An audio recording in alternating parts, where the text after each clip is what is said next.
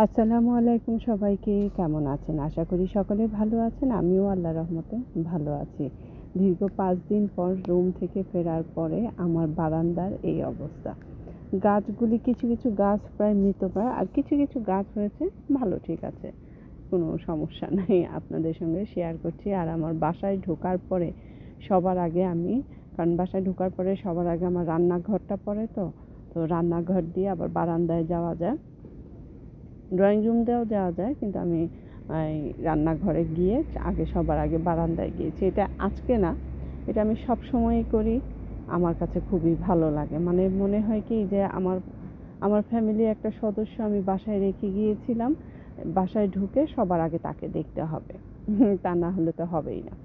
এই তো এখন রুম থেকে আমার দেবরের দোকান থেকে কী এনেছি সেটাই আপনাদের সঙ্গে শেয়ার করি। আর যেহেতু কী বলে, ইটালিয়ান ভাষায় আর কি, এখানে সবাই বলে আলিমেন্টারি দোকান। তো আমার ইটা কী বলে, সিঙ্কটা একটু মেসি হয়ে আছে, ইগনোর করবেন। মেসি বলতে কি, এগুলি সব ধোয়া। এখন ব্যাগ থেকে বের করছি ঢ্যাঁড়স, করল্লা আর চিচিঙ্গাগুলি তো আমার এই যে ছোট্ট একটা ওই কুলিং ব্যাগ নিয়েছিলাম, এটার ভিতরে করে নিয়েছি। আর ছিল ইলিশ মাছ, যেটা দিয়ে আজকে একটা সুন্দর রেসিপি আপনাদের সঙ্গে শেয়ার করব। এই রেসিপিটা আমার মায়ের হাতের রেসিপি। আমার আম্মা শিখেছিল আমার আব্বার কাছ থেকে, তাহলে অরিজিনালি এটা আমার আব্বার রেসিপি আর কি বলা চলে, যেহেতু তার কাছ থেকে শিখেছে। এখন ওইগুলি বের করে সবার আগে মানে ফ্রিজে ঢুকানো হয়েছে। মাছগুলি কী বলে, ডিপে রাখা হলো, কারণ হলো গিয়ে অনেকক্ষণ বাহিরে না।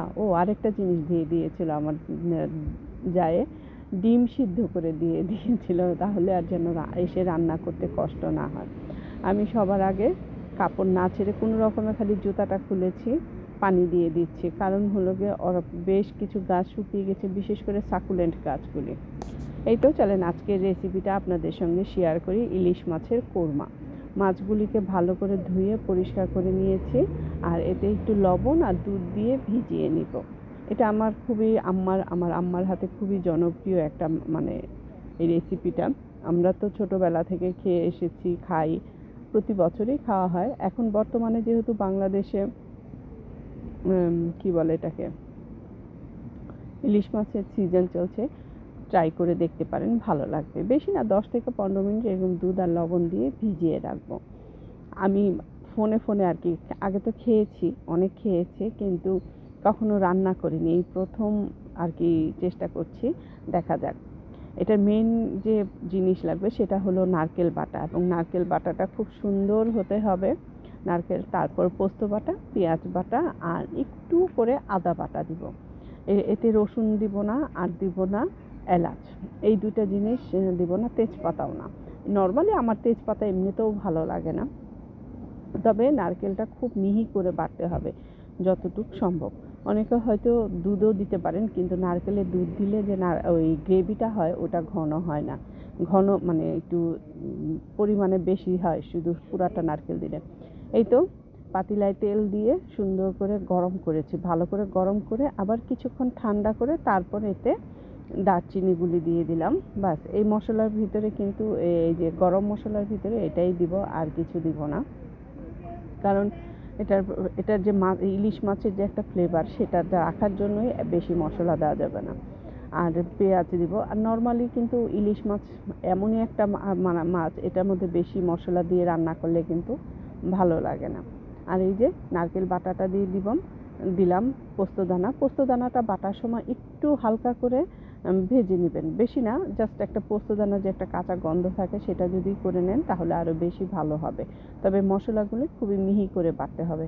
আগে যখন আম্মা এই নারকেল বাটাতো, কারণ আমি যেহেতু নারকেলটা খেতে পছন্দ করি, নারকেলের সেক্টরটা আমারই ছিল বেশিরভাগ ক্ষেত্রে, ওই নারকেল কুড়ানো, নারকেল ভাঙা, এরপরে নারকেল বাটা, আম্মা আবার চেক করে দেখতো, না হয়নি, আর একটা পিষা দাও।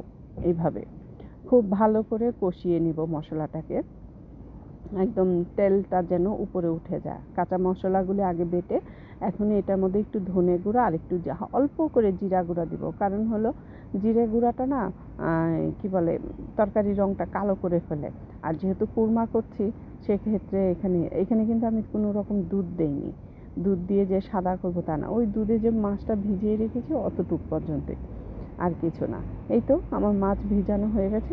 আমি কিন্তু মাছটা আর ধোবো না, এইখান থেকেই সরাসরি ইসেতে দিয়ে দেবো। এই মাছটা আমার দেবরের এখান থেকে এনেছি। মাছটা অনেক ভালো ছিল, এত ভালো, আর মানে ছেলে মাছটা দেখেই আমি তাহলে ইলিশ মাছের কুরমা করবো, এবং টাটকাও ছিল।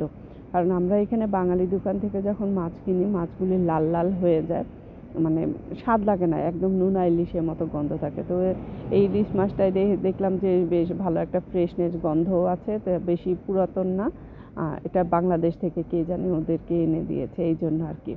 তো এই তো হালকা আছে মাছগুলি দিয়ে, হালকা আছে ডিমা আছে, আস্তে আস্তে করে রান্না করব। আর আমি গ্রেভিটা ইচ্ছা করেই বেশি করেছি, কারণ আমরাও আগে আম্মা যখন রান্না করতো গ্রেভিটা দিয়ে ভাত অথবা রুটি বা পরোটা দিয়ে খেতাম, খুব ভালো লাগতো। তো এই যে একেবারে আমারটা কমপ্লিট, প্রায় 15 মিনিটের মতো, 15-20 মিনিট হালকা আছে বসিয়ে রাখবো চুলার মধ্যে ডিমা। আর এর ভিতরে মাছটা খুব সাবধানে উল্টিয়ে দিব, একবার দুবার দিলেই হয়ে যায়, এর বেশি লাগে না। একদম তেলটা উপরে চলে এসেছে। কার কাছে কেমন লেগেছে জানি না, আমার কাছে মোটামুটি লেগেছে। আম্মার মতো হয়নি, মজা হয়েছে তবে আম্মার মতো হয়নি। এই যা, এই তো এখন যেহেতু কুরমা রান্না করেছি, তাহলে তো একটু ইটাও করতে হয়, তাহলে চিন্তা করলাম পোলাও রান্না করে, একটু পোলাও কুরমা আর অন্যান্য জিনিস তো আছেই। ভাজি, কি জানি একটা ভাজি ছিল, খেয়াল নেই এটা, কারণ এটা রুম থেকে আসার পরপরই রান্না করেছিলাম। এই তো বাচ্চারাও এই প্রথম খেয়েছে, আমার হাজব্যান্ডও প্রথম খেয়েছে, খাওয়ার পরে বলেছে যে না মজা হয়েছে। আমি মনে মনে বললাম যে আমারটাই এত মজা বলছো, আর আমার মায়ের হাতেরটা খেলে কি হতো। অবশ্য যদিও এখন আম্মা আর আগের মতো রান্নাঘরে যায় না, আগের মতো কেন, একেবারেই রান্নাঘরে যায় না। এই তো আমার এই ভিডিওটা যদি আপনাদের কাছে ভালো লাগে বা রেসিপিটা যদি আপনাদের কাছে আকর্ষণীয় মনে হয়, তাহলে চেষ্টা করবেন যারা দেশে বিদেশে যারা দেখছেন, তারা যেন অবশ্যই একবার হলেও ট্রাই করবেন, যে দেখবেন ভালো লাগবে। এই তো এটা পরদিনের বাগানের অবস্থা তো খুবই খারাপ ছিল, দেখিয়েছি। এই গাছগুলিকে এখন কেটে দিয়েছি, কারণ গাছগুলি না অনেক অবস্থা বেশি খারাপ হয়ে গেছিলো, বিশেষ করে এই সাকুলেন্টের ডালটা একদম পুরা টেবিলটা ভরে গিয়েছিল। তাই চিন্তা করলাম যে না, কেটে ফেলি, কেটে দিয়ে এটাকে একটু পরিষ্কার করি বারান্দাটা। আর যেই গাছগুলি মরে গেছে ডালগুলি, কারণ যত্ন নিতে হবে, তা না হলে এখন যদি আমি গাছটায় যত্ন না নিই তাহলে গাছগুলি মারা যাবে। প্রতিদিনই 2 বেলা করে অল্প অল্প পানি দিচ্ছি। আর যেহেতু আগস্ট মাস, আর 2 বেলা বলতে কি, আমার বারান্দায় যেহেতু সকালে রৌদ্র আসে না, মানে সকালের টাইমটা যার জন্য বিকালে আমি দিই না, কারণ টব ওই সময় প্রচণ্ড গরম থাকে। এই গরম মাটিতে পানি না দেওয়াই ভালো। খুব বেশি বড় টব হলে বা হলে তখন রাতের বেলা অল্প করে পানি দেই।